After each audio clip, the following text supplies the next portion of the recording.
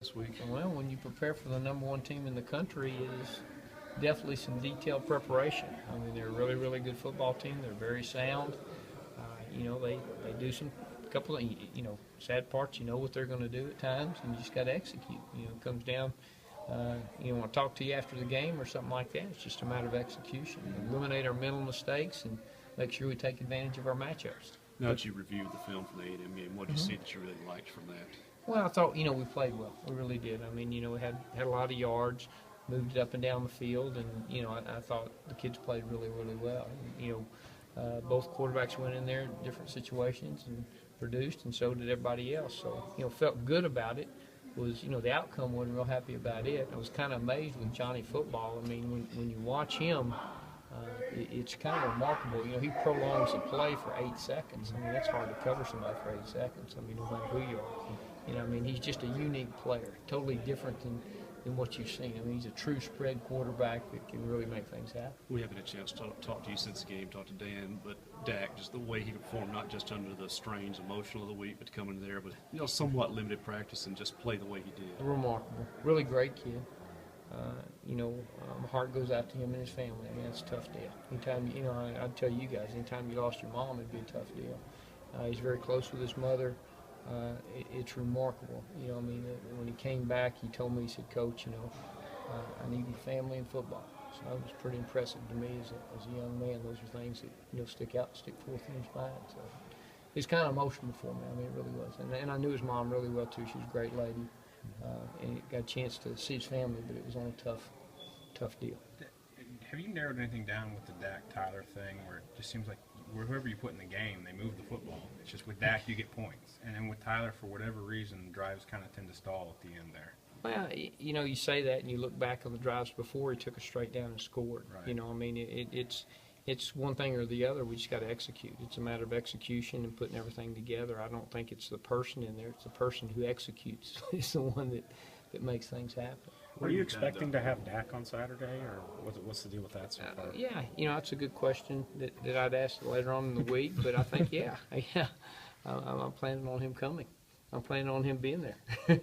What have you done at practice this week with the quarterback situation, with Dak not being available, just kind of alternate Damian and Tyler? Well, yeah, he's out there. I mean, he's out there working, and he's getting all his reps and stuff, and so it's been good for us. I mean, he's sitting there getting it all through mentally, getting it all done, and, he's done a great job. I mean, again, at the quarterback position, we're getting towards the end of the year. There's not a lot of things that are going to change. We're just going to hone up some things against them defensively. Chris, your coach kind of said this is big boy football playing Alabama. This is going to be a physical league. Just talking about the matchup. Alabama's the #1 team, and they ground and pound, so it's going to be a physical game. We try to prepare for that. We got to work on technique, staying low, playing basic fundamentals.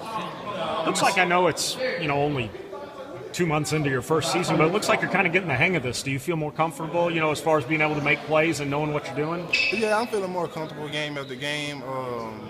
I try to work on my mistakes on my last game, and try to get better during the next week. So they lined you up all sort of positions this year. You're on the nose in that game there the other day, that 3-man front. Yeah, man, they try to move me around so I can be dynamic in different places. How long have you been practicing nose guard, basically? Not much, but like Coach Hunter said, when your card is full, be ready. So I'll be ready for any moment. What's a normal week like for you to prepare for lining up in different positions in the field? A normal week, knowing all positions, man, because I had to line up at end, tackle, and nose. I never know where I'm going to play into the game. Is there really such a thing as a normal week for you? Because everything changes. It changed from week to week. One day I don't know what I am. You just make plays. Yes, sir. That's what I try to do. What's been the toughest trait? Has it been physically, matching up with these guys, or is it the mental aspect of trying to figure out all the position? What's the hardest part? It's the mental aspect. Trying to learn all these plays, and you got to know everybody play, not just your play. I got to know what the end, tackle, and nose do, so Sure. it's kind of hard. Have you surprised yourself with how well you've done? Yeah, I kind of surprised myself. I had to put a little extra effort into it, you know, because in high school it was a little easy, you know, basic stuff. And this stuff on the college level, you have game plan and you have certain things you got to do to help out your team. Do you like being called a D tackle anymore or less? Like we've asked you after your first game, you don't like being called a D tackle. I'm really not a D tackle. I might stick to it until I leave here. I'm not a D tackle. I'm fully a D end, but I'm playing D tackle for right now, you know. So I guess what does it say about you that you're not a D tackle, but you're succeeding at it? Yes, sir. I'm succeeding at it. I'm working at it. You know, anywhere they put me, they know I'm gonna work hard at it. So I might not be there. That might not be my position, but whenever they put me on that field, that's what I got to do. Do it. Some guys would like to settle into one position, but I mean, do you enjoy this, or is it kind of exposing you to everything, just make you a better rounded player? I feel like it made me a better player. At first, it was a mind shocking because I just wanted to come here, play in, be a pass rusher. But now they're completing me as a player as a whole. What's it been like, I guess, your season in general? I mean, you've kind of done everything on special teams. What's it kind of been like for you? Man, it's been a roller coaster for sure. Changing roles all season. It's always for the better. It's just to help the team out. I'm very proud of Sobies. He's coming through. He's doing really well so far. And he's been doing well all year. I'm behind his. I got his back 100%. Me and Swedenberg never know what's going to happen before the game even starts. Then Coach Mullen just comes up and tells us we're both punting, and then he'll just tell us which one's going in. It's been crazy. How does that affect the way you punt in a good or a bad way, in the sense that you don't know if you're going to be punting that game? Oh, well, you just got to be mentally ready the whole game. You never know if you're going to go in or not, and just stay mentally focused, ready for every time. When you were going through recruiting, I mean, Coach Mullen even talked about this yesterday, that he thought you were just going to be the kickoff and punting guy, and then you kind of became the place kicker last year. And I mean, you did all three roles in high school, but how much different is it doing that at the college level? Oh man, it's a lot different, In high school, I wasn't really much of a field goal kicker at all. I was more of the big leg guy, just getting the ball down the field. And I came up here and something just clicked with my field goals, and I just started making them last year. And then,